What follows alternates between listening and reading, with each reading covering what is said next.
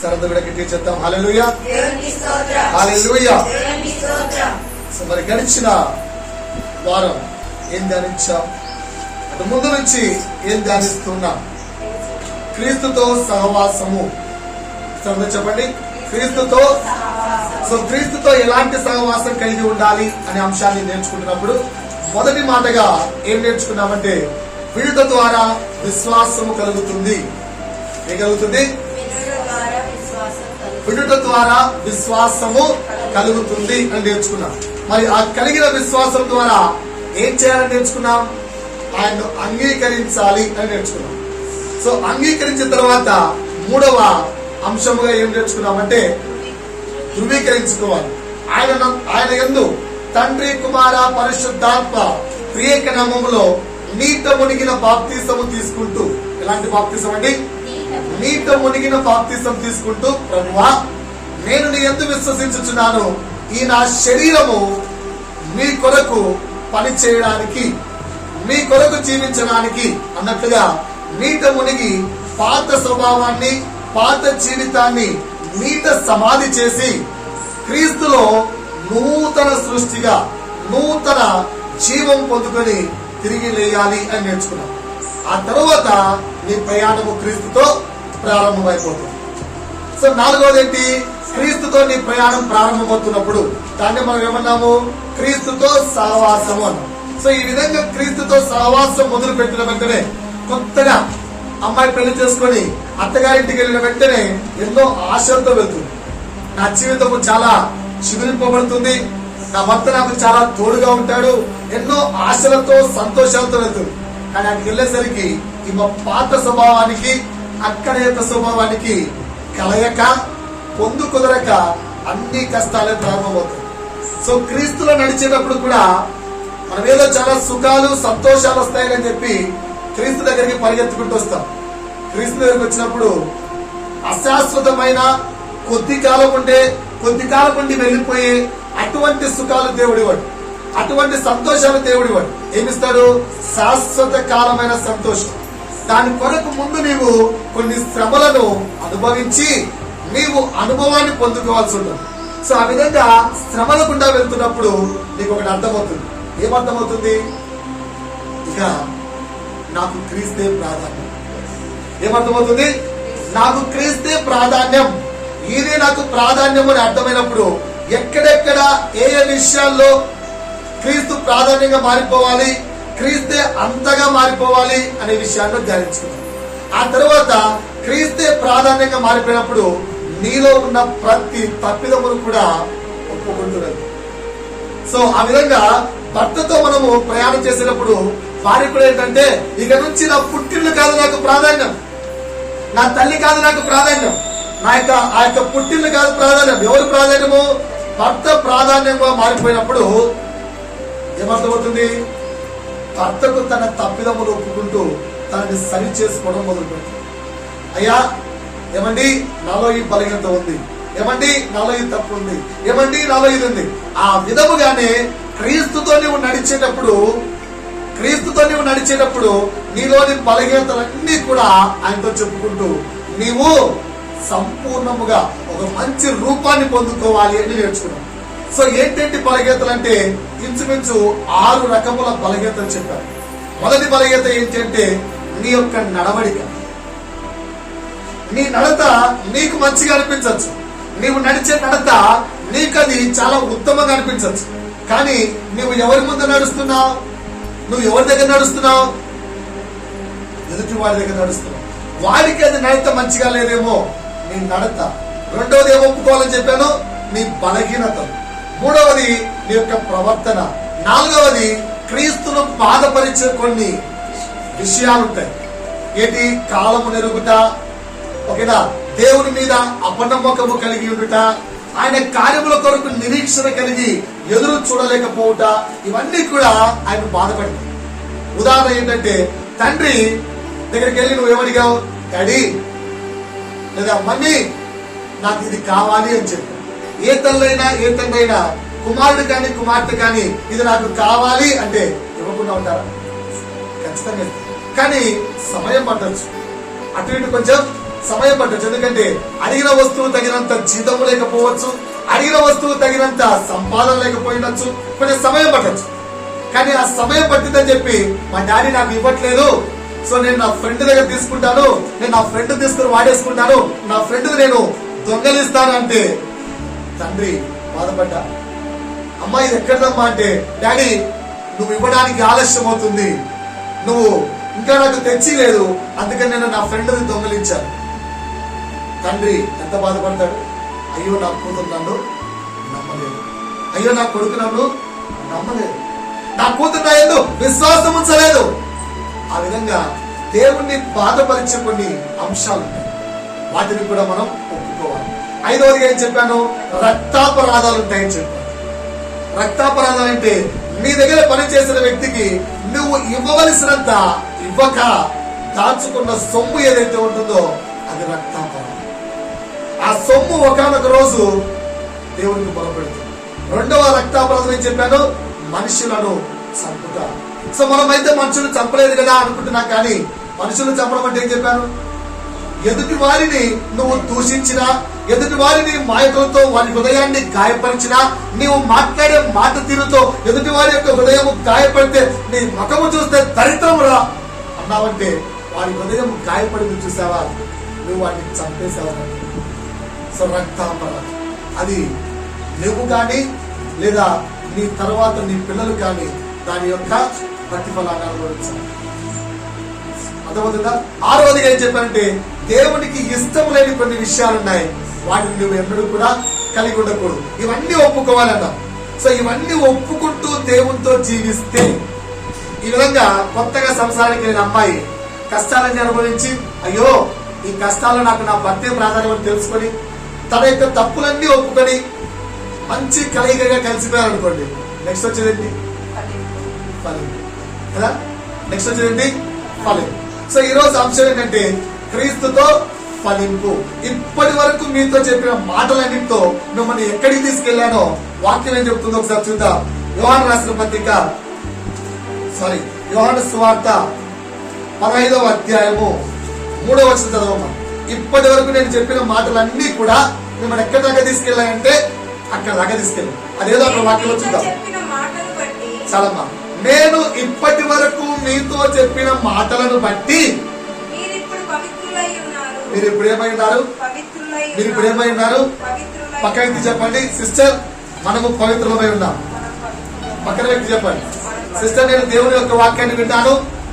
Sister నేను దేవుని వాక్యాన్ని విన్నాను, నేను పవిత్రురాలైపోయాను, నేను పవిత్రుడనైపోయాను. దేవునికి స్తోత్రం చెప్పండి. దేవునికి స్తోత్రం. హల్లెలూయా. సో పరిశుద్ధులము పవిత్రులము అయిన తర్వాత నెక్స్ట్ ఇప్పుడు 4వ వచనం చదవండి. ఏమంటున్నాడు దేవుడు? ఇప్పుడు నువ్వు పరిశుద్ధురాలు అయిపోయావు. ఇప్పటి వరకు నువ్వు నా యందు విశ్వాసం ఉంచావు, నా మాటలు నమ్మావు, నాలో బాప్తిసము తీసుకున్నావు, నాతో నడిచావు, నాతో అడుగులేస్తున్నావు కనుక, నా మాటలు వింటున్నావు కనుక, నేను చెప్పింది నువ్వు చేస్తున్నావు కనుక యేసు అంటున్నాడు నువ్వు పరిశుద్ధుడు అయిపోయావు, నీవు పవిత్రురాలు అయిపోయావు కనుక ఎందుకు నిలిచి ఉండాలి? ఎవరిలో నిలిచి ఉండాలి? ఎవరితో నిలిచి ఉండాలి? దేవునిలో నిలిచి ఉండాలి. దేవుని రోజు మీతో మాట్లాడుతున్న మాట ఏంటి? ఎవరి యందు నువ్వు నిలిచి ఉండాలి? దేవుని యందు మాత్రమే నిలిచి ఉండాలి. అలా నిలిచి ఉంటే ఏమొస్తుంది? ఎంతకంటే కావాలి? ఎంతకంటే కావాలి? రాజు నడిచేటప్పుడు ద్వారపాలకుడు తలుపు తీయకుండా ఉండగలడా? రాజు నడుచుకుంటూ వస్తే ద్వారపాలకుడు ఎవరు రాడు అనగలడా? అనగలడా? ఎందుకు? రాజు రాకపోతే ఇక్కడ ఏముండదు, అలా ఉండదు. అర్థమవుతుందా? సో రాజును వెళ్లకుండా ఆపగలిగేవాడు ఎవ్వరూ లేదు. సో అలాంటిది నువ్వు దేవుని యందు నిలిచి ఉంటే రారాజైన యేసు నీతో నిలిచి ఉంటాను అంటున్నాడు. అర్థమవుతుందా? ప్రభువా నేను ఈ క్షణము నుంచి నీ వాడను, ప్రభువా నేను ఈ క్షణము నుంచి నీ వాడిని, ప్రభువా ఇదిగో ఈ క్షణము నుంచి నేను నీ సొత్తును అని నువ్వు చెప్పిన వెంటనే దేవుడు ఏమంటున్నాడు? ఎస్ మై సన్, నా కుమారుడా, నా కుమార్తె, ఇదిగో నేను అంగీకరిస్తున్నాను, ఈ క్షణము నుంచి నేను నీతో ఉంటాను. అర్థమవుతుందా? ఈ క్షణం నుంచి నేను నీతో ఉంటాను, దేవుడు నీతో ఉన్నప్పుడు, దేవుడు నీతో నడుస్తున్నప్పుడు, నీవు నడిచే ప్రతి నడకలో నీకెవరైనా అడ్డు చెప్పగలిగే వారు ఉన్నారా? ఎవ్వరు లేరు. ద్వారపాలకుడు నీ ఎదుట తలుపు వెయ్యలేరు. ఇదిగో నేను నీ ఎదుట తలుపు తెరిచి ఉన్నాను. వాక్యం అర్థమవుతుందా? ద్వారపాలకుడు నీ ఎదుట తలుపులు వేయలేరు, ఎందుకంటే నీలో యేసు ఉన్నాడు. అర్థమవుతుందా? ఇప్పుడు నేను కొన్ని యేసులో నిలిచి ఉంటే వచ్చే ఫలాలు చెప్తాను, యేసులో నిలిచి ఉంటే వచ్చే ఆశీర్వాదాలు చెప్తాను, యేసులో నిలిచి ఉంటే వచ్చే ఫలింపులు చెప్తాను. అంటే ఇప్పటి వరకు మనం విన్న సాక్ష్యాలు అన్ని ఒక్కసారిగా కలిపి రాశాను. ఇలాంటి సాక్ష్యం మీకు కావాలంటే మీరు కూడా చేతులు పైకెత్తి దేవాస్తోత్రం అనండి నాతో పాటు. కావాలి అంటే చదువుతున్నాను ఒక్కొక్కటి. దానికి ఆర్థికమైన ఫలింపు కావాలి, దేవాస్తోత్రం. ఎంతమంది చెప్తున్నారు? ఆర్థికమైన ఫలింపు, మంచిగా డబ్బుల్లో ఫుల్ ఫలింపు కావాలంటే చేతులు పైకెత్తి దేవాస్తోత్రం. కావాలి, కావాలా? వచ్చేస్తుంది, తీసేసుకోండి. రెండవది ఆరోగ్యమందు మంచి ఫలింపు కావాలి, దేవాస్తోత్రం. అందరూ కూడా. మూడవది జీవితంలో నెమ్మది, ప్రశాంతత, ఓకేనా? కావాలి, దేవుడికి స్తోత్రం. ఇది కూడా కావాలా? ఇది కావాలా? ఇక్కడ వద్దా? రైట్. నాలుగోది మా వారు లేదా మా ఆవిడ లేదా మా పిల్లలు లేదా మా అమ్మ లేదా మా నాన్న ఎక్సెట్రా ఎక్సెట్రా అందరూ మారిపోవాలి ప్రభా. దేవుడి దగ్గర వచ్చారు ప్రభా, అందరూ మారిపోవాలి, దేవుడికి స్తోత్రం. ఇది కూడా. ఐదోది గొడవలు, నిందలు, ఆరోపణలు, కక్షలు, కార్పణ్యాలు ఏమీ లేని సంతోషమైన జీవితం కావాలన్న దేవుడి స్తోత్రం చెప్పచ్చు. ఇది కూడా కావాలా? ఏం విడిచిపెట్టరా? అన్ని తీసుకోండి, దేవుడు అన్ని చేస్తాడు. ఏమడితే ఇచ్చేస్తాడు. రైట్. ఆరోది మా పిల్లలకు స్కూల్లో ఫస్ట్ ర్యాంక్, స్కూల్ అయిపోయిన తర్వాత జాబులు, మంచి శాలరీతో మంచి జాబులు కావాలి. స్కూల్లో ఉన్నప్పుడు మంచి ర్యాంకులు, స్కూల్ అయిపోయినాక మంచి జాబులు, ఓకేనా? కావాలి అన్న చేతులు ఎత్తి ప్రభా దేవుడికి స్తోత్రం అంటే ఇచ్చేస్తారు దేవుడు, ఓకేనా? సిస్టర్ పాపం మెగా కోసం అవుతున్నట్టు, దేవుడికి స్తోత్రం. రైట్, ఓకే, ఇచ్చేస్తారు దేవుడు. ఏడవది బైకులు, అంటే 1, 2 మనకు అవసరం బట్టి బైక్, కారు, ఒక సొంత ఇల్లు. బైక్, కారు, ఒక సొంత ఇల్లు కావాలి ప్రభా.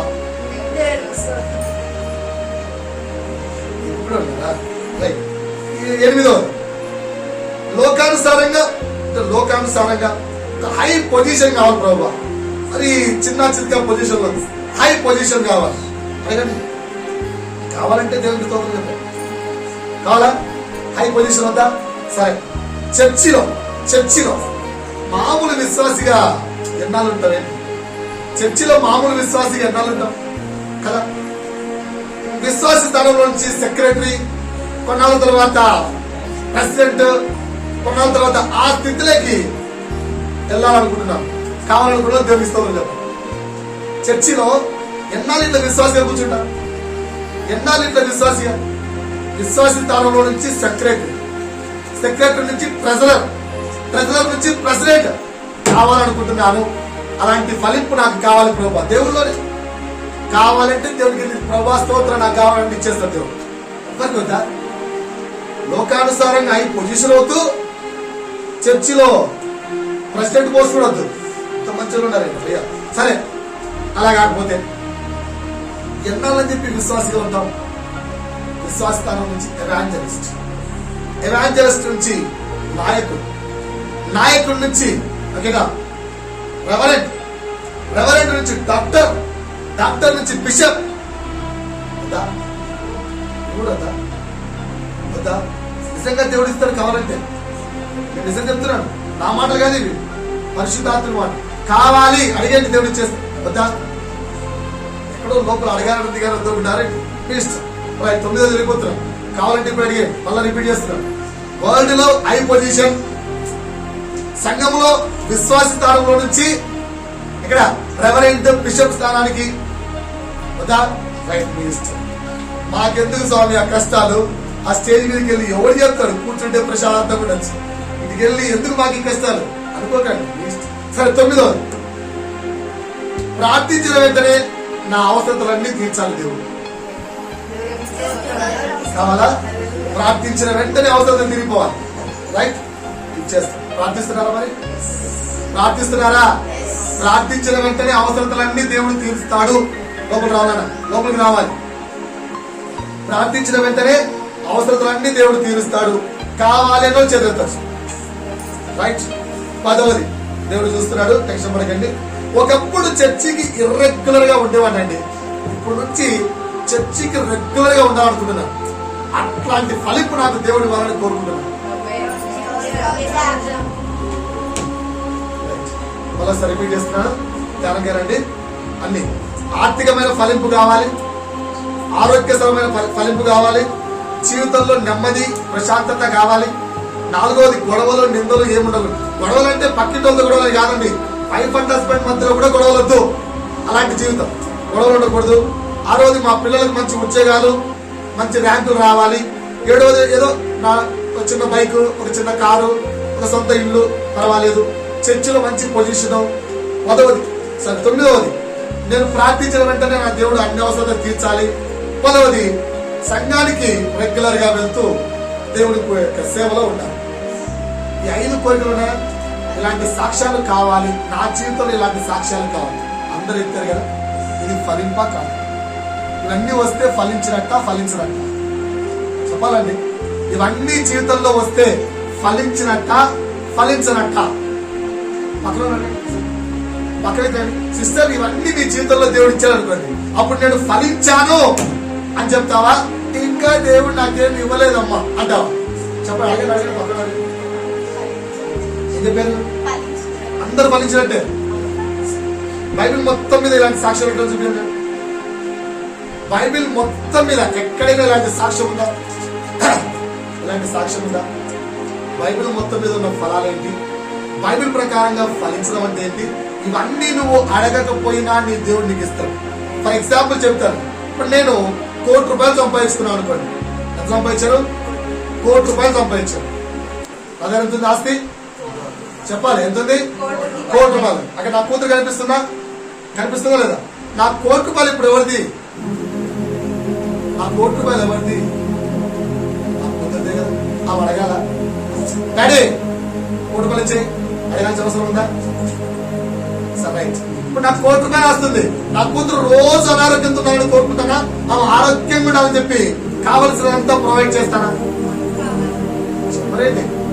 కావలసిన ప్రొవైడ్ అంటే డబ్బులు ఆమెలే, ఆర్థికంగా స్థితి ఆమెలే. ఇకపోతే జీవితంలో నెమ్మదిగా ఉండాలనుకుంటా, రోజు ఆమెతో గొడవ పడాలనుకుంటున్నా.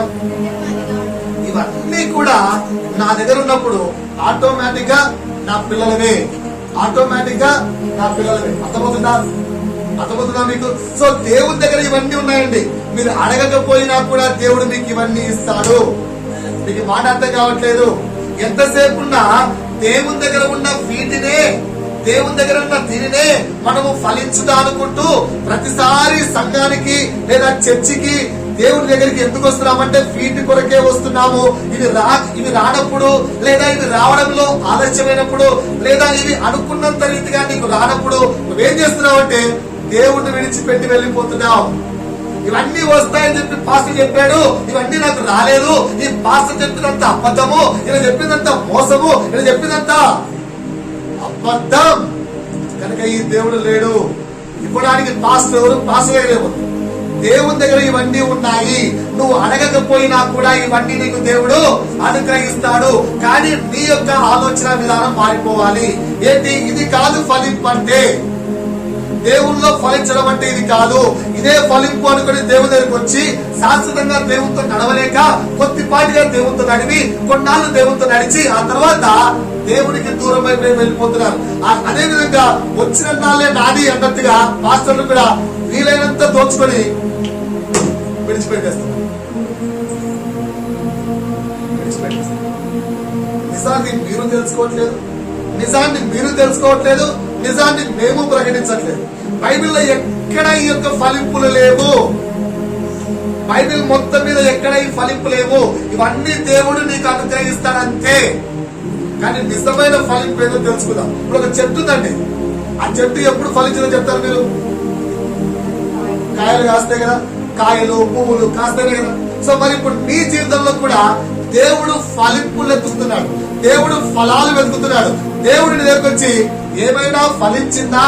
ఇదిగో ఇప్పటికి రాబట్టి వారం అవుతుంది, చర్చికి రాబట్టి 6 వారాలు అవుతుంది, చర్చికి రాబట్టి 6 నెలలు అవుతుంది, చర్చికి రాబట్టి సంవత్సరం అవుతుంది, దేవుని యొద్దకు రాబట్టి 2 ఏళ్ళు అవుతుంది, దేవుని యొద్దకు రాబట్టి 10 సంవత్సరాలు అవుతుంది. ఏమైనా ఫలించిందా? ఆశగా దేవుడు నీ వైపు ఎదురు చూస్తున్నాడు. దేవుడి దగ్గర ఫలాలను కోరుకుంటున్నాడు. సో దేవుడు కోరుకుంటున్న ఫలాలు ఏంటో చూద్దాం. ఎందుకంటే బైబిల్లో ఇప్పుడు నువ్వు విన్నావు కదా, ఈ సాక్ష్యాలు ఏమీ లేవు. బైబిల్లో బహుగా ఫలించిన వ్యక్తిని చెప్పండి. బైబిల్లో బహుగా ఫలించి దేవుని యొక్క సేవ చేసిన వ్యక్తి కొత్త నిబంధనలకు వచ్చే పౌలు గారు. ఆయన యొక్క సాక్ష్యం ఏంటో చెప్తామా? చదువుదాం ఒకసారి తీయండి. అపోస్తలుడైన పౌలు తిమోతికి రాసిన మొదటి పత్రిక 1వ అధ్యాయము 12-13 వచనం చూడండి. అపోస్తలుడైన పౌలు తిమోతికి రాసిన మొదటి పత్రిక. ఎవరు పౌలు? గురువు. తిమోతి ఎవరు? శిష్యుడు. సో శిష్యుడికి ఏం చెప్పాలి? శిష్య, నేను బహుగా ఫలించాను, దేవుడు నాకు ఫుల్ గా డబ్బులు ఇచ్చాడు, దేవుడు నాకు ఫుల్ గా ఆరోగ్యం ఇచ్చాడు, దేవుడు నాకు ఫుల్ గా అవి ఇచ్చాడు, ఇవి ఇచ్చాడు. శిష్య, నువ్వు కూడా దేవుని నమ్ముకో, దేవునికి ఇది ఇస్తాడు. అదే చెప్పాడు అక్కడ. చదువు సరే చెప్పాడు. ఏంటంట? పూర్వము నేను దూషకుడను, హింసకుడను, హానికరుడను. ఏమి సర్టిఫికెట్ కదా. పూర్వము నేను సాఫ్ట్వేర్ ఇంజనీర్, పూర్వము నేను సాఫ్ట్వేర్ ఇంజనీర్, ఇప్పుడు నేను హార్డ్వేర్ ఇంజనీర్, తర్వాత నేను బిజినెస్ మ్యాగ్నెట్. సాక్ష్యం చెప్పాడు. ఏం చెప్పాడు? పూర్వము నేను దూషకుడను, పూర్వము నేను హింసకుడను, పూర్వము నేను హానికరుడను. నేను వస్తేనే జనులు భయపడి పారిపోతున్నారు, నేను వస్తేనే వీడు ఎక్కడ చంపేస్తాడని భయపడి జనులు పారిపోతున్నారు. అలాంటి దూషకుడను నేను, అలాంటి హానికరుడను నేను. కానీ ఇప్పుడు ఏమైపోయాను నేను? ఆయన నన్ను ఏర్పరచుకుని తన పరిచర్యకు నియమించుకుని నమ్మకమైన వాడిగా నన్ను మార్చాడు. నువ్వు ఇలాంటి సాక్ష్యం ఎక్కడైనా ఎప్పుడైనా ఏ చర్చగా విన్నావా? ఎలా సాక్ష్యం? ఎలాంటి సాక్ష్యం చెప్తారు? పూర్వము నేను సోమరిని, పూర్వము నేను సోమరిని, అన్యాయస్తులను, లోబిని, దేశదారిని, అబద్ధికులను, దూషకులను, ఘనసరిని, స్వార్థపరులను, ముక్కోపిని. ఏమి మళ్ళీ లేవా? ఒకసారి మళ్ళా రిపీట్ చేస్తాను, అంతపడి పలకండి. పూర్వము నేను సోమరిని కాదా? అన్యాయస్తులను, ఎవ్వరికి అన్యాయం చేయలేదా? లోబిని, లోబిని, ఓకేనా? దేశదారిని, పైకి ఒకలాగా లోపలికి ఒకలాగా లేవా? అబద్ధికుడను, దూషకుడను, ఎవరిని దూషించలేదా? నోరు తెలిస్తే అన్ని మంచి మాటలే చేయా? రైట్. కడసరిని, ఇక్కడ అన్యాయం అంటే సాత్వికం లేకుండా, విధేయత లేకుండా, కడసరిని, స్వార్థపరుడను, నా గురించి నేను ఆలోచించుకున్నా. ముక్కోపిని, నాకు కోపం వస్తే ఏదో తెల్ల డ్రెస్ వేసుకున్నానని పాస్టర్ అయిపోయానని చెప్పి నన్ను గెలకదిరే. నా పాత జీవితానికి ఒకసారి వెళ్తే ఎంతమంది పాస్టర్లు చెప్పండి డైలాగ్ ఇవ్వండి, చెప్పట్లేదు. ఏదో తెల్ల డ్రెస్ వేసుకున్నా కనుక పైకి తెల్ల కనిపిస్తారు అనుకోకు, లోపలికి వెళ్ళి ఒకసారి మళ్ళా నాలో పాత మనిషి లేస్తే అయ్యచ్చా. దేవుడు ఏం చెప్పాడు? పాత మనిషి నీళ్ళలో చచ్చిపోయి పైకి రమ్మన్నాడు. మళ్ళా పాత మనిషి. ఇక్కడ చెడు వ్యసనములు గల వాడను, వ్యసనపరుడను, ఇవన్నీ నాలో ఉన్నాయి. ఇప్పుడు నేను దేవుని దగ్గరకు వచ్చాను, ఇవన్నీ నా నుంచి పోయాయి. ఇవన్నీ కలిగిన నేను చచ్చిపోవడానికి మాత్రమే అర్హుడను, ఇవన్నీ కలిగిన నేను చావుకు మాత్రమే అర్హుడను. నన్ను ప్రేమించడానికంటూ నా దగ్గర ఒక మంచి గుణము కూడా లేదు. నన్ను ప్రేమించడానికి నా దగ్గర ఒక్క మంచి గుణము కూడా లేదు. నా తల్లే నా గుణాన్ని చూసి అసహించుకుంటుంది, నా భార్య నా గుణాన్ని చూసి అసహించుకుంటుంది, నా పిల్లలే నా గుణాన్ని చూసి అసహించుకుంటున్నారు. అయినను నన్ను ప్రేమించాడు యేసు. అయినను నన్ను ప్రేమిస్తున్నాడు యేసు. నేను నడిచే నడతను చూసి నా తల్లికి ఇష్టం లేదు, నేను మాట్లాడే మాటలు చూసి నా తండ్రికి ఇష్టం లేదు, అయినను నా దేవుడు నన్ను ప్రేమిస్తున్నాడు కనుక నేను నా దేవుని కొరకు ఉపయోగపడతాను. ఇలాంటి సాక్ష్యం కూడా చెప్పారు. ఎంతసేపు ఉన్నా ప్రార్థించుకున్నామండి. దేవుడి కృపను బట్టి దేవుడు మనకు సొంత ఇంటి ఇచ్చాడు. ప్రార్థించుకున్నామండి, మా కొడుకు దేవుడు ఫారెన్ లో జాబ్ ఇచ్చాడు. ప్రార్థించుకున్నామండి, మా అత్తగారు మారిపోయారు. ప్రార్థించుకున్నామండి, ఈ మధ్య మా అత్త కొంచెం ఏమి అనట్లేదు. ప్రార్థించుకున్నామండి, ఈ మధ్య మా అమ్మగారు మమ్మల్ని తిట్టట్లేదు. ప్రార్థించుకున్నామండి, దేవుడు మా అత్తను అలా పడగొట్టేశాడండి, ఏం అంటలేదు. ఇది సాక్ష్యాలు సాక్ష్యాలు మరి ఏం చెప్పుకుంటారు కదా. మరి ఏమంటే ప్రార్థించాము, దేవుడు కార్యం చేశాడు. ప్రార్థించుకున్నాము, దేవుడు మార్గము తెరిచాడు. ప్రార్థించుకున్నాము, రోడ్డంతా దేవుడు నాకు తోడుగా వచ్చాడు. ప్రార్థించుకున్నాము, నా కారు ఎక్కడ ఏం కాకుండా దేవుడు చూస్తున్నాడు. వాచ్మెన్ దేవుడు ఏమన్నా వాచ్మెన్. మనం ఎలా ట్రీట్ చేస్తున్నాం దేవుణ్ణి? దేవునిగా చూడక దేవుణ్ణి వాచ్మెన్ లాగా చూసుకుంటున్నాం. మరి నిజమైన ఫలింపు అంటే ఏంటి బ్రదర్? మరి దేవుడు నా దగ్గర నుంచి ఎలాంటి ఫలింపును కోరుకుంటున్నాడు నాకు చెప్పండి బ్రదర్. పరిశుద్ధాత్ముడు ఈరోజు మీతో మాట్లాడాలి. దేవుడు మన యొద్ద నుంచి ఎలాంటి ఫలింపును కోరుకుంటున్నాడో చెప్తాను. నిజంగా నువ్వు పైన చెప్పినవన్నీ దేవుడు నిన్ను ఫలింప చేశాడు, దేవుని యందు నిలిచి ఉంటే ఫలించాను అనుకుంటున్నావు. కాదు, దేవుడి కృపను బట్టి అవి పొందుకున్నావంతే.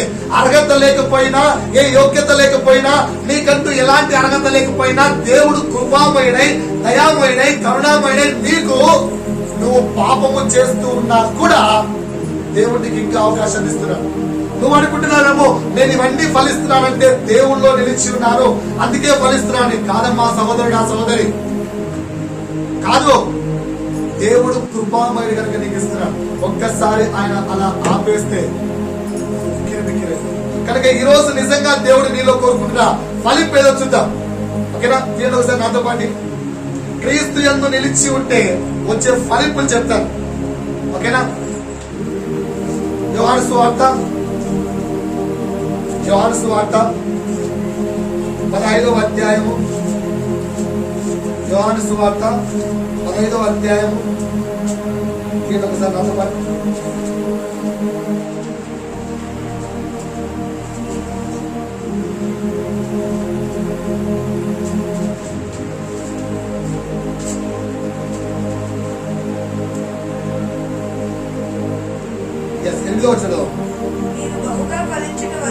మీరు బహుగా ఫలించడం వలన నా తండ్రి ఓకే ఏంటంట మొదటి పాయింట్ ఏంటి? దేవుని యందు నిలిచి ఉంటే నీకు వచ్చే పిల్లలు ఏంటి? They are disciples of God. అలాంటి దేవుని యొక్క శిష్యులు అని పిలుస్తారు. ఎంతమంది పిలుస్తున్నారు? ఈ వ్యక్తి దేవుని యొక్క శిష్యుడు అనే పేరు వస్తుందా? రావట్లేదా? ఒకసారి అపోస్తుల కార్యాలకు వెళ్దాం. అపోస్తుల కార్యములు 11వ అధ్యాయము 26వ వచనం చదవం. ఒకసారి అపోస్తుల కార్యములు 11వ అధ్యాయము 26వ వచనం చదవం. వారు కలిసి ఎవరంటే ఇక్కడ గనగనండి యేసు యొక్క శిష్యులు ఉన్నారు కదా. యేసు యొక్క శిష్యులు ఇక్కడ వారు కలిసి మళ్ళొక్కసారి చెప్పమ్మా.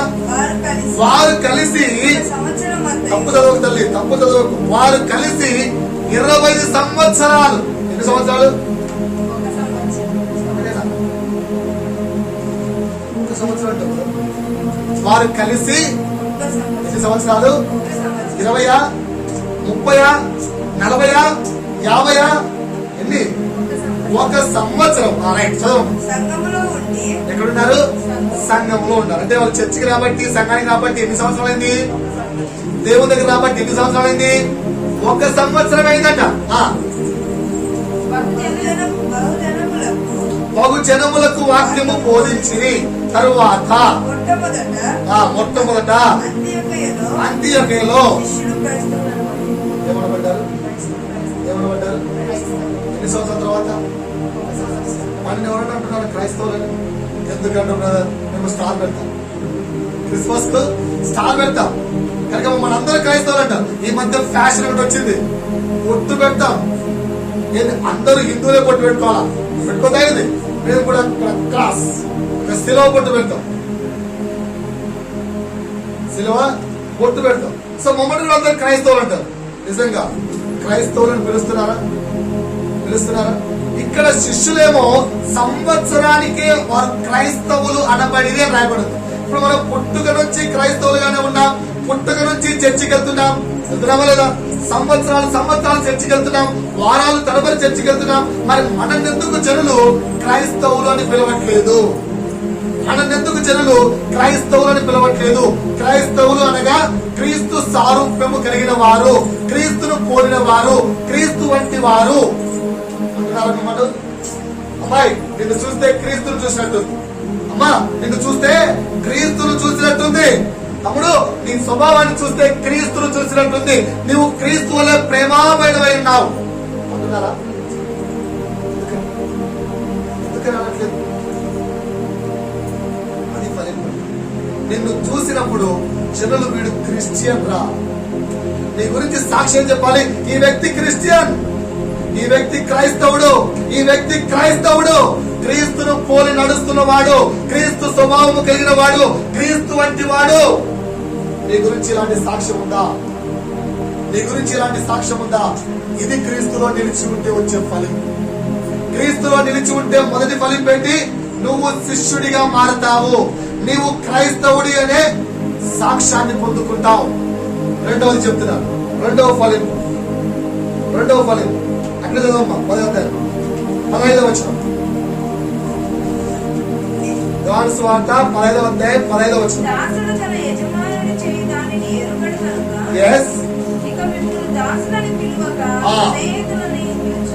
దేవుడు ఏమంటున్నాడు? ఇక నుంచి మన దాసులు అని పిలవడట.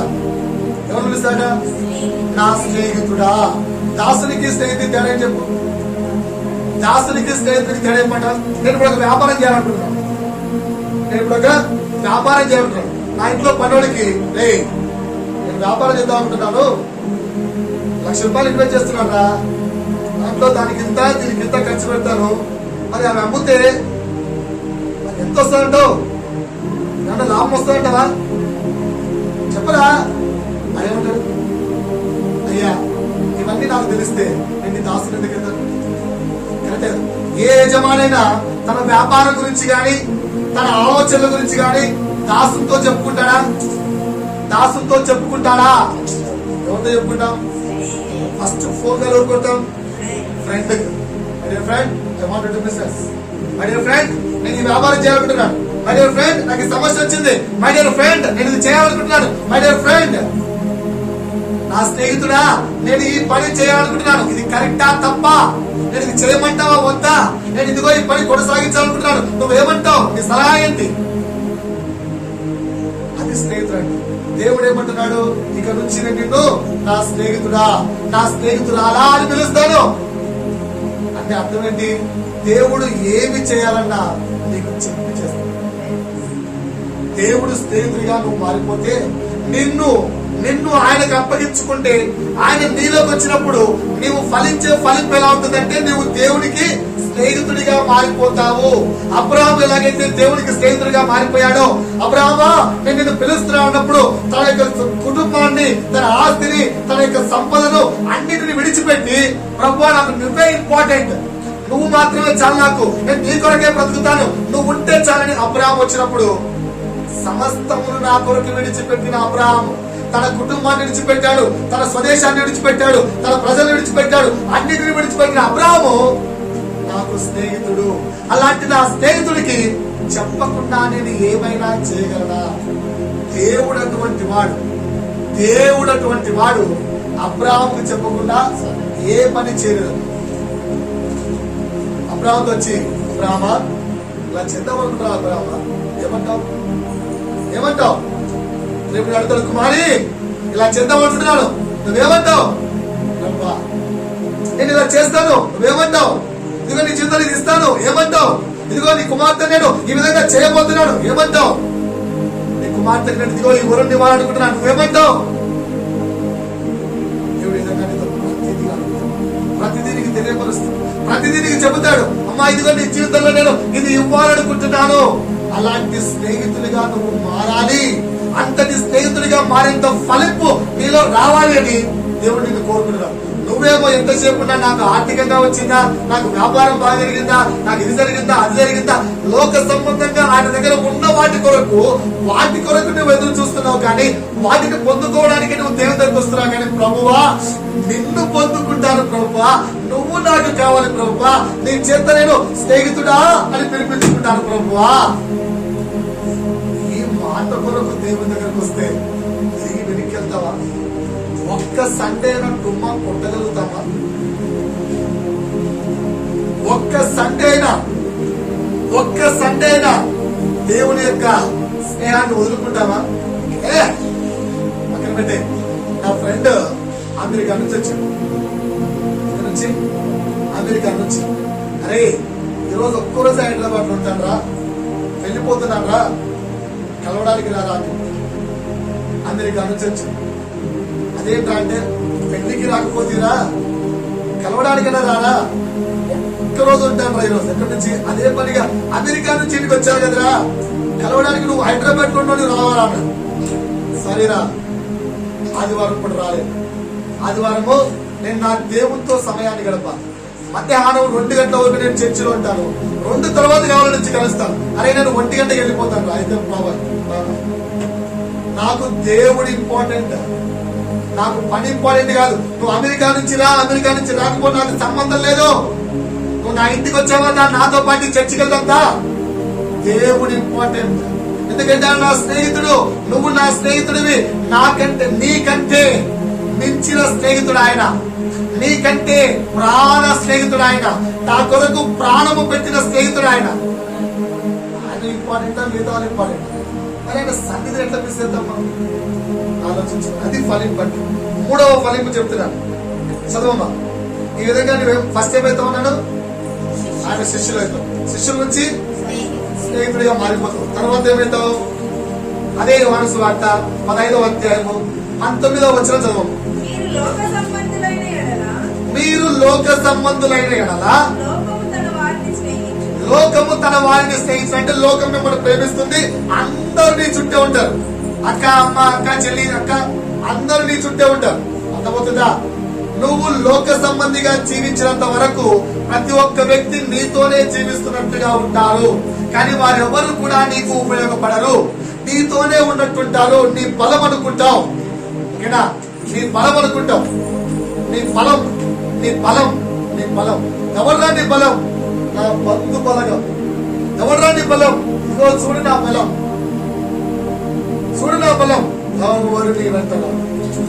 ఎవరు నీ వెంటరాడు? కేవలం నీ చుట్టూ ఉన్నట్లుగా అనిపిస్తారంతే.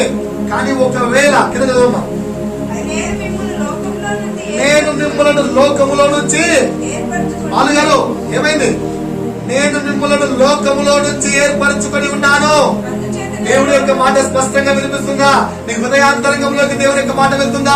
ఇదిగో స్నేహితులు నీ వారు కాదు, ఇదిగో నువ్వు తిరుగుతున్న వారు నీ వారు కాదు, ఇదిగో నువ్వు ఎవరినైతే వెంబడిస్తున్నావో, ఎవరైతే నీ బలం అనుకుంటున్నారో వారు నీ బలము కాదు. నిన్ను దేవుడు లోకంలో నుంచి వేరుపరిచి ఉన్నాడన్న స్వరము నీ హృదయానికి వినిపిస్తూ ఉందా? సో వేరుపరిచినప్పుడు నీ బలం ఎవరు? చివరి ఏమైతారంట? ఇన్నాళ్ళు లోకంలో ఉన్నప్పుడు నీ చుట్టూ ఉన్నవారు నువ్వు దేవుళ్ళకి వెళ్ళిపోయిన వెంటనే అందరూ నిన్ను విడిచి వెళ్ళిపోతారు. ఇది 3వ ఫలం. ఎప్పుడైతే అందరూ నిన్ను విడిచి వెళ్ళిపోతున్నారో నువ్వు అర్థం చేసుకోవాలి, నేను దేవుళ్ళో ఫలిస్తున్నాను.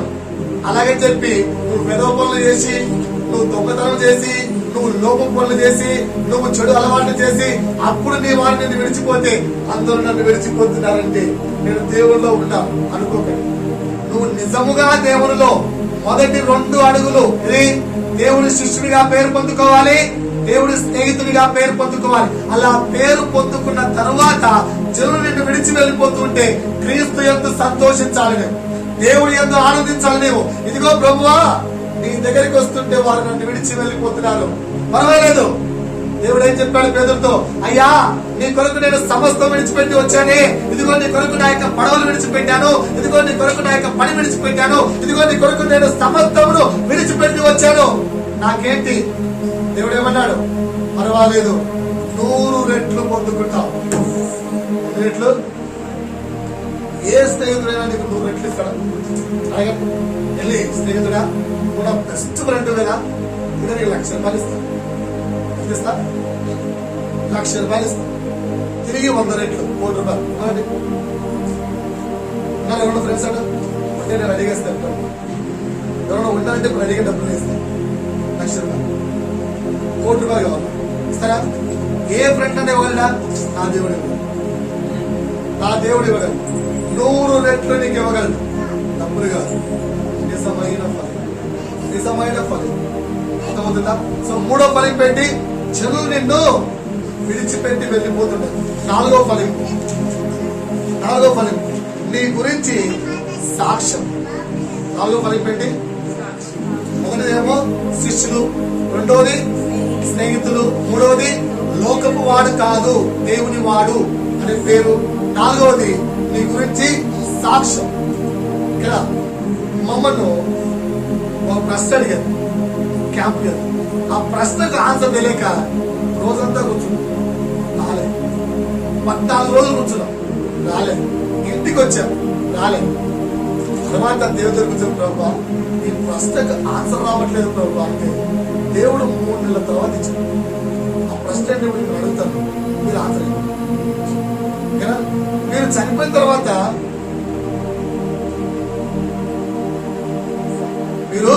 చనిపోయిన తర్వాత సమాధి కట్టించాలా వద్దా? కట్టియలేదా? కట్టించడానికి లేదా? ఇదిగో సో పర్సన్ చనిపోయాడు రాస్తాను. సో అబ్రాహాంకి ఏం రాశారు? దేవుని స్నేహితుడైన అబ్రాహాము అని రాశారు. రైట్. పౌలుకి ఏం రాశారు? క్రీస్తు యొక్క ప్రేమ ఖైదీ లేదా క్రీస్తులో బానిస అని రాశారు. మీరు చనిపోతే ఏం రాశారు చెప్పండి? మాట చెప్పేస్తే ఫ్యూచర్ లో ఎప్పుడైనా పాస్టర్ గా నేను బ్రతుకుంటే పాస్టర్ గా వస్తే రాసిస్తాను. అది ఏమో మీరు చనిపోతే మీ యొక్క సమాధి మీద ఏం రాసుకోవాలి? రాయండి రావండి. ఏం రాసుకుంటారు? అబద్ధం మాత్రం రాయటం పోయి ఓన్లీ నిజమే రాయండి అని చెప్పారు. ఓకేనా? క్రీస్తు యొక్క ఘనమైన సేవకుడు, సేవ చేసేవాడు, క్రీస్తు యొక్క ఉన్నతమైన, మనం చనిపోతానే పాస్టర్ చెప్పేది చాలా సాత్వికురాలు సహోదరి, క్రీస్తులో నిద్రించారు, ఎన్నో గొప్ప గొప్ప కార్యాలు చేసింది. నేను ఇంటికి వెళ్తే చాయ్ ఇచ్చేది, నేను ఇంటికి వెళ్ళిన వెంటనే గ్లాస్ నీళ్ళు ఇచ్చేది, అయ్యా సోఫాలో కూర్చొని చెప్పేది. ప్రస్తుతానికి ఆ సిస్టర్ గారు లేరు. ఇవన్నీ నిజాలా? అన్ని అబద్ధపు సాక్ష్యాలే కదా. ఇప్పుడు నిజమైన సాక్షి చెప్పండి మీ గురించి. ఇలా సాక్ష్యము క్రీస్తు చెప్పాలి. పాస్టర్ గా పరిశుద్ధాత్ముడు మీ గురించి సాక్ష్యం చెప్పాలంటే ఏం చెప్తారు? ఎవరైనా చెప్పగలరా? పరిశుద్ధాత్ముడు మీ గురించి సాక్ష్యం చెప్పాలి అంటే ఏం చెప్తారు? అలాంటి జీవితం ఉండాలి.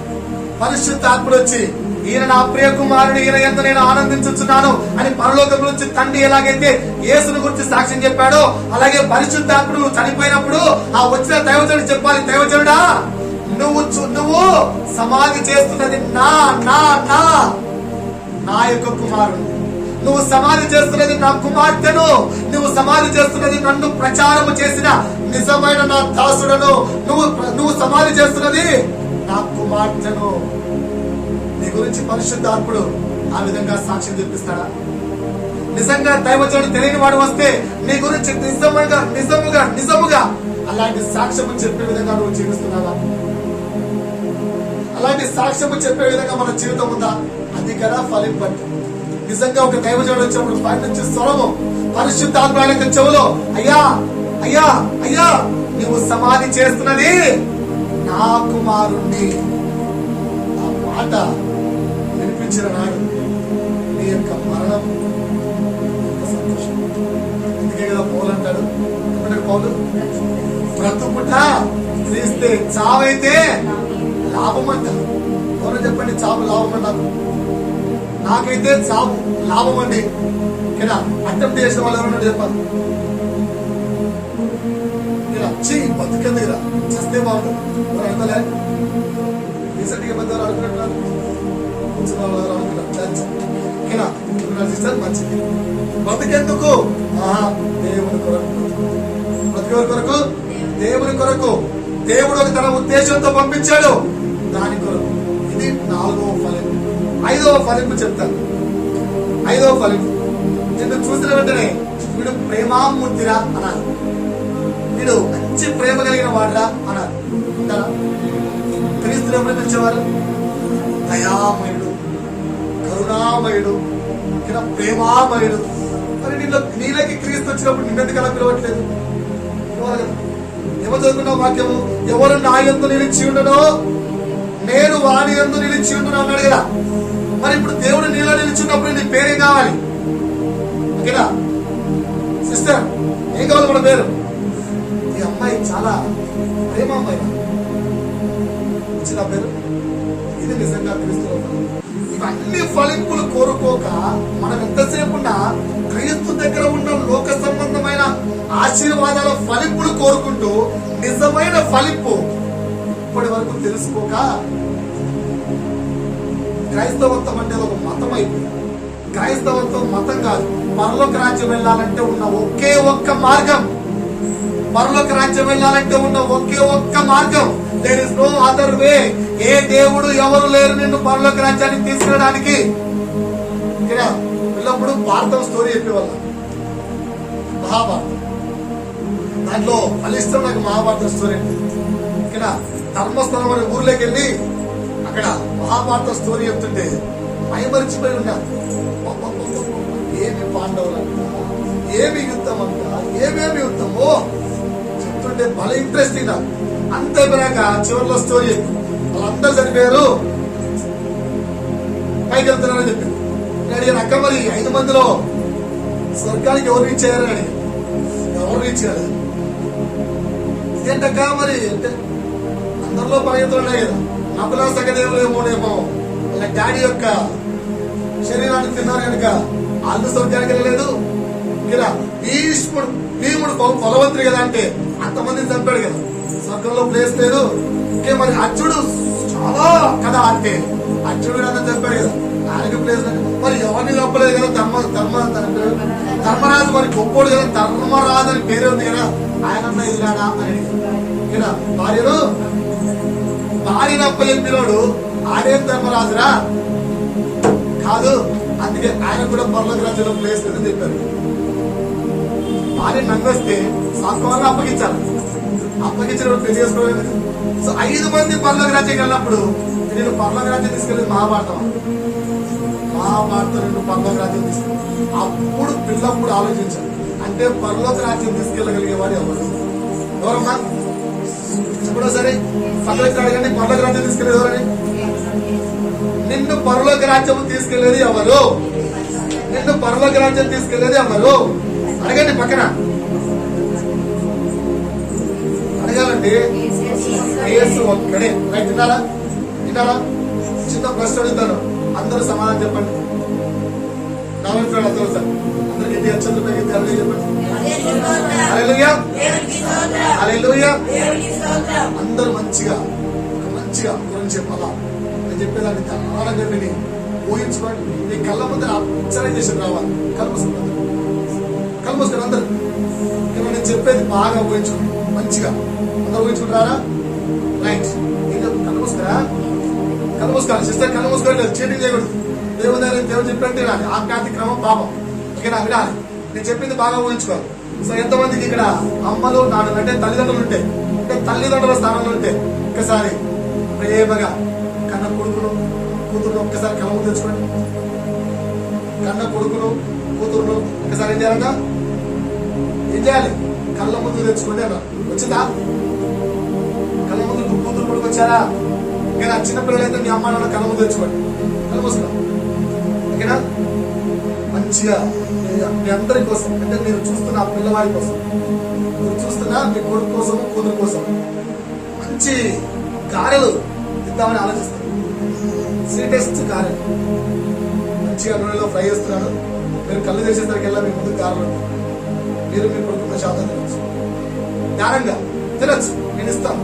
గారెలు ఆల్రెడీ కాలుతున్నాను. ఓకేనా? గారెలు ఆల్రెడీ కాలుతున్నాను. తీసుకొస్తూ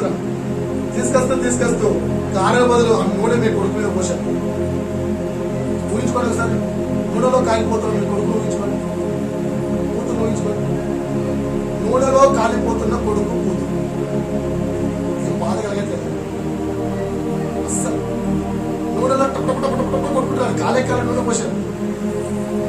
కాలిపోతున్న కొడుకు కూతురు ఇప్పుడు కలదరు. ఎంతమందికి ఇస్త్రీ కావాలి? నిజ జీవితంలో ఎంతమందికి ఇస్త్రీ కావాలి? నా కూతురు నా కొడుకు మూలలో కాలిపోవాలి. ఏ తనైనా కోరుకుంటాడు. ఏ కొడుకైనా మా అమ్మ నాన్న మూలలో కాలిపోవాలి కోరుకుంటారా? మరి మరి మీరెందుకు వారి జీవితాన్ని ఫలింపులేకి తావట్లేదు? మీరెందుకు వారి జీవితాన్ని ఫలింపులేకి తావట్లేదు? నేంతే చేయండి. వాడు వినలేదు, వాడు వినట్లేదు. నేనేం చేయాలి? మీరు చెబితే తల్లిదండ్రులు చెప్తే పిల్లలు వినరా? సినిమాకు షికారులకు అన్నిటికీ పుచ్చగించుకొని మిగతా అన్నిటికీ పుచ్చగించుకొని చెప్పిన మీరు పిల్లలకెందుకు సరైన మార్గాన్ని చెప్పుకోలేకపోతున్నారు? వారిని ఎందుకు సింపుల్ గా నరకానికి వదిలేస్తున్నారు? వారిని ఎందుకు తప్పుడు దారిలో తిప్పుతున్నారు?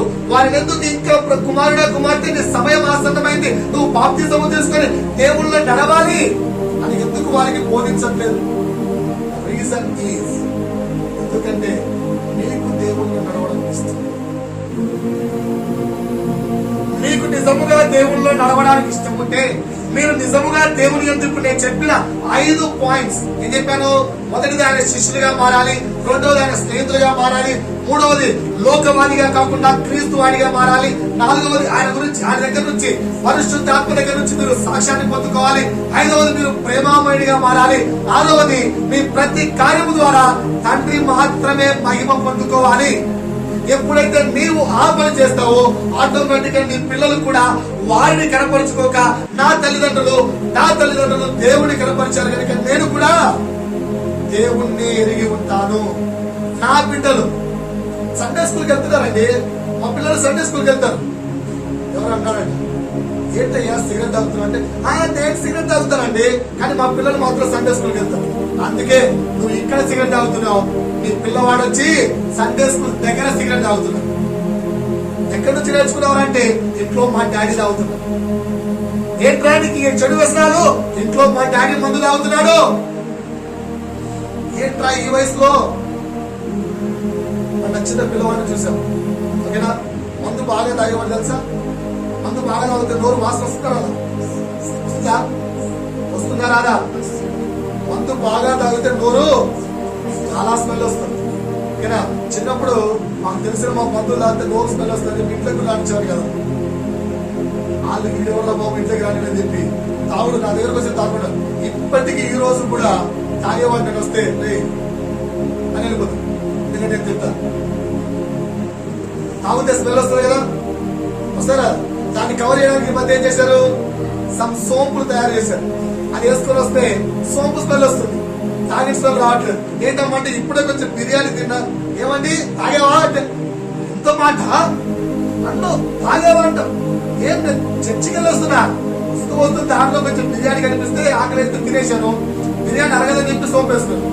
బిర్యానీ అరక్క నోట్లో స్మెల్ కవర్ వేసుకున్నాను. ఇలాంటి వచ్చేది లేదు.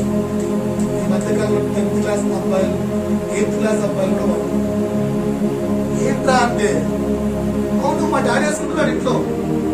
మా ఇంటి ఇక్కడ పక్కన ఉంది కదా, దాని పక్కన బిల్డింగ్ లో ఆ ఓనర్ అసలు పట్టించుకో. రోజు ఏ పండుగ వచ్చినా 8th క్లాస్ 9th క్లాస్ అబ్బాయిలు కూర్చొని సిగరెట్లు తాగుతున్నారు. 8th క్లాస్ 9th క్లాస్ అబ్బాయిలు కూర్చొని సిగరెట్లు తాగుతున్నారు. తల్లిదండ్రులు ఏమో కింద పెళ్లిలో డాన్సులు వేస్తున్నారు తాగి, వీళ్ళు పైన సిగరెట్లు తాగుతూ కూర్చున్నారు. ఎవరు నేర్పించారు?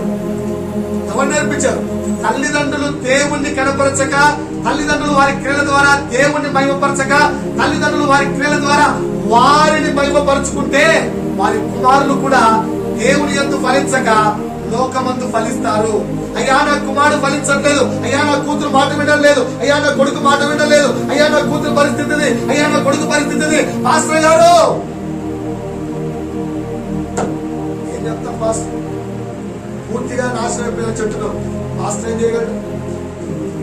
వదిలిపెట్టడం తప్ప. సో నీవు మారితే, నీవు సత్యము తెలిగితే 6వ ఫలం, నీవు దేవుణ్ణి మహిమపరచడం నేర్చుకుంటే నీ పిల్లలు దేవుణ్ణి మహిమపరుస్తారు. నువ్వు పైన విన్నావు కదా 10 మాటలు 10 ఆశీర్వాదాలు, అవన్నీ కావాలి అంటే ఈ 6 ఫలాలు ఉన్నాయి. ఈ 6 ఫలాలను యేసు డైరెక్ట్ గా చెప్పారు. యోహాను సువార్తలో అవి యేసు పలికిన మాట. ఈ 6 శిష్యులు చెప్పిన మాట కాదండి, యేసు చెప్పిన మాట.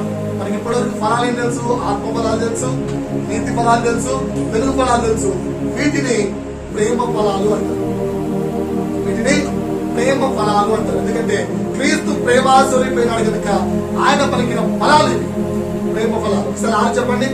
మొదటిది ఏం కావాలి? దేవుని శిష్యులుగా ఫలించాలి. రెండోది దేవుని శిష్యులుగా ఫలించాలి. మూడోది లోకవాణిగా కాకుండా దేవుని వాణిగా ఫలించాలి. నాలుగోది పరిశుద్ధాత్మ ద్వారా సాక్ష్యం పొందుకునే వాడిగా ఫలించాలి. ఐదోది ప్రేమామయుడిగా ఫలించాలి. ఆరోది తండ్రి నామాన్ని మాత్రమే మహిమపరిచే వాడిగా ఉండాలి. ఇవి ఫలాలు, ఇవి ఫలింపులు. సో వచ్చే వారము ఈ ఫలింపు రావడానికి మనమేం చేయాలో చెప్తాం. ఈ ఫలింపులు మన జీవితంలో రావాలి అంటే మనమేం చేయాలి చెప్తాం. వాక్యంలో నుంచి వచ్చే వారిని చెప్తాం. సో దేవుడి యొక్క మాట ద్వారా మనందరితో మాట్లాడి ఉండాలని విశ్వసిస్తున్నాం.